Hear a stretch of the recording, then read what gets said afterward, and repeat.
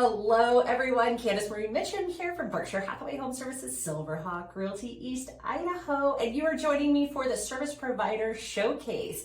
This week we're going to talk to you about electrical panel issues as well as partially ungrounded outlets. Stay tuned.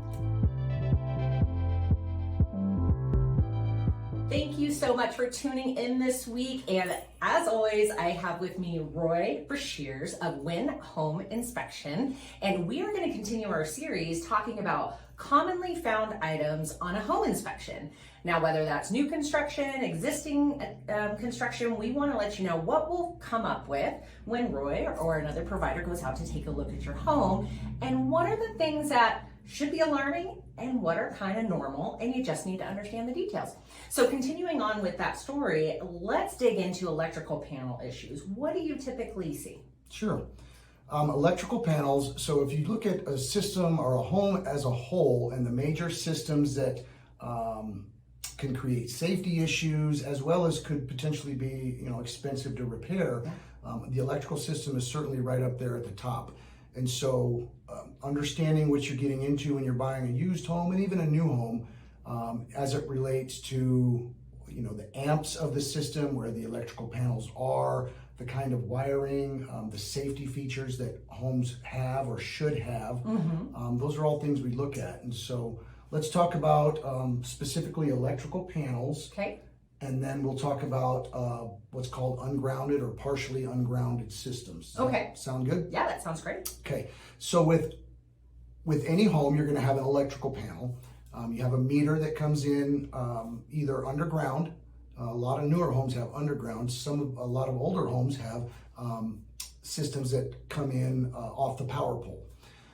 They will come in, whether it's underground or overhead, into a meter, and then that meter will feed directly into your largest panel. And in some cases with old homes, fuse panels, and that's kind of a separate story, but we'll talk more about newer homes with more modern breaker panels.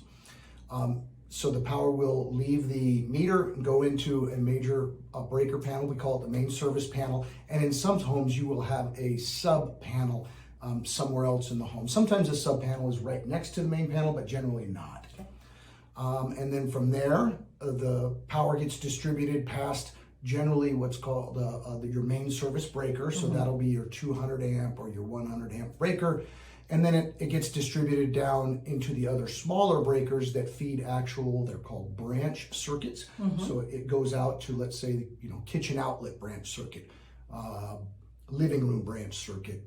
So you kind of have to find the highway on which a signal might be traveling, right? Yeah, that's one way to look at it. And that's why a few weeks ago when we talked about having breaker location legends, breaker location legends and missing breaker location legends is one of the things that we find most often. We're in the top 10 right now.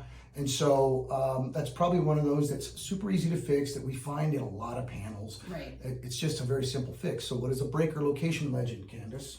Well, that's that little map on the inside of the door when you open it, and it says this goes to that. So it's going to your kitchen, it's going to your washer dryer. So if something gets tripped, you kind of know where to go and trace it back to. Perfect. Okay. Right on the money. She hit it right on the head. And so it basically lets you know if you need to turn something off specifically, like you're working on putting a new outlet in your kitchen, you can go turn the kitchen off. You don't have to turn the whole home off. And so it's an easy fix, but a lot of houses, believe it or not, are missing that. Yeah. Another thing that's super easy fix as it relates to the main breaker panel is missing screws. Yeah. And so the larger panels have 6 screws, 2 at the bottom, 2 in the middle, 2 in the bottom, or 2 at the top, 2 in the middle, 2 in the bottom. A little bit older homes that still have breaker panels, they typically have a little bit smaller breaker box, and so a lot of times those only have 4 screws. So once again, not a huge deal, but certainly not correct. And so run to Lowe's, run to Home Depot, get very specific screws. You cannot put any screw. You certainly can't put a pointy tip screw into an electric panel.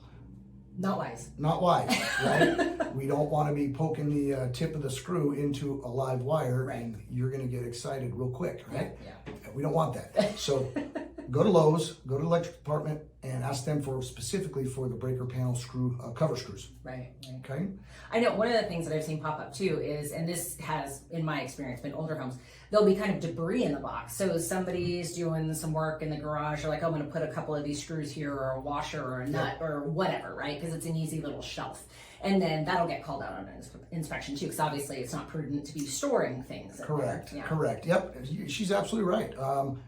I found some ridiculous things inside of inside the breaker cabinet, and you don't know because the cover's always on. How often do homeowners go and pull covers off just to look at what's in there? But you're absolutely right. It is absolutely not a storage area, and that includes additional breakers. Sometimes people keep extra breakers. Not that breakers go out very often; they don't. But that way, it's there. It's there. It's right. Easy to get to, but it's not supposed to be stored inside the panel box. Another thing inside panel boxes is excessively dirty and dusty. Believe it or not, dust is a conductor of electricity. Believe it or not. And it can contribute to what's called an arc fault. And so, maybe a simple preventative maintenance measure would be to take some low compressed air and just kind of blow it out every once in a while, every 12, 18 months, just open it up, blow it out, make sure nothing crazy is going on and it's not super dirty. Well, and you gave us that great tip an episode or two back about pre-ordering your air filters, like on the reoccurring delivery from Amazon, right? Kind of make you do your honey-do list. So we're talking about cleaning out that breaker box. Would you say put that on your calendar for twice a year or once quarterly? What do you think? I wouldn't even say twice a year. Maybe just annually. Yeah, annually. Just take a quick peek in there. Okay. And believe it or not, we once every quarter maybe I find an electric panel with a dead rodent in it. Got a little too close to some wires in there and turned into a crispy critter. Yeah, happens. So. Let's move on to another electrical issue that comes up on a lot of older homes. This is for older homes. So if you're looking for older homes, it's important that you understand some of the dynamics of the majority of the houses you're going to see.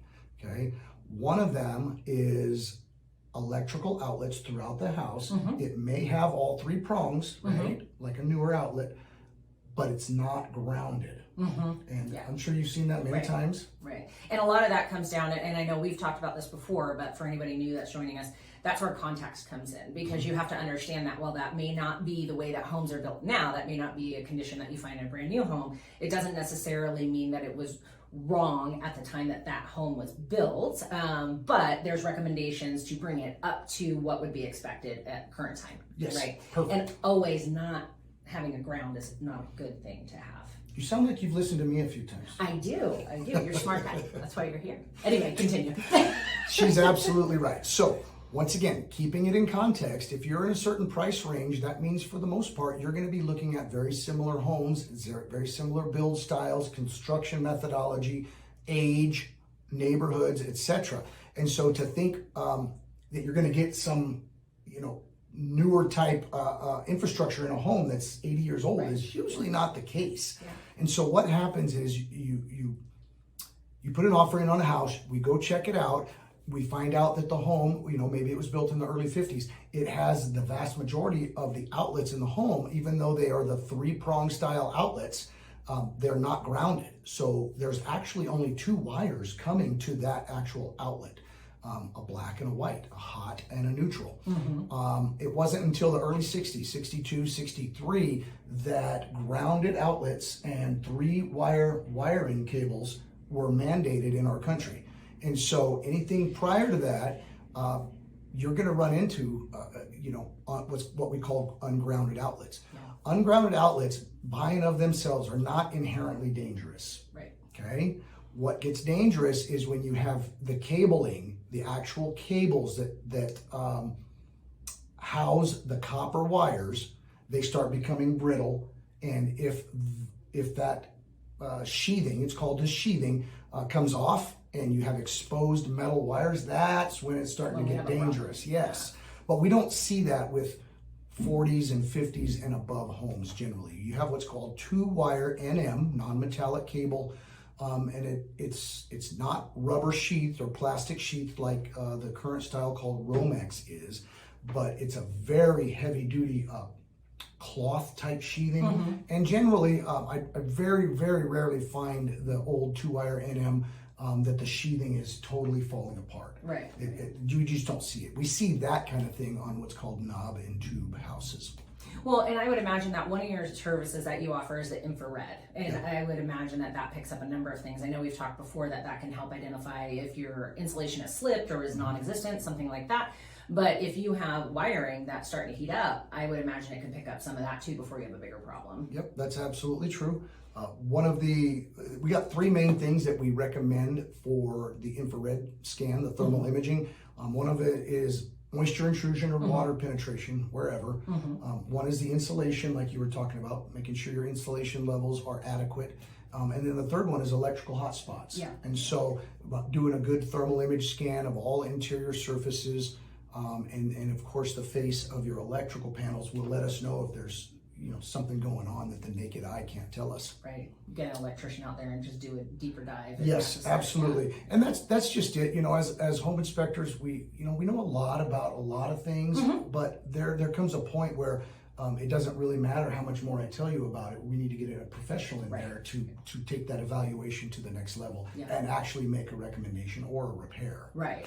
And so exactly. there you go. I mean, right. there's a lot of things to talk about when it comes to electrical, but going back to what we're doing, the top 10, those couple items, your screws and your breaker location legends, and then the fact that ungrounded outlets are fairly common in older homes. Right. Those are today's 2. Okay. All right. Well, let's let our folks know, our new viewers, where you provide your services. So when home inspection, where do you service? How do we get a hold of you? I'll link all your contact information down below, but let everybody know. Give them a summary. Sure. We are out of Blackfoot, which allows us to cover very easily Pocatello, Chubbuck, and then Shelley, Idaho Falls, Rigby, Ammon. We do a lot of our work in Idaho Falls and Rigby, and so, but we go up and down all the, I-15 all the way to Rexburg and down to McCammon. So, yeah. Awesome. Well, that sounds good. And if anybody has a soft spot in their heart for veterans like I do, Win Home Inspection is veteran owned. So we always like to support that as well. So thank you for spending some of your time with us. We will see you again next week. Yes, thank you for having me. All right. Take care.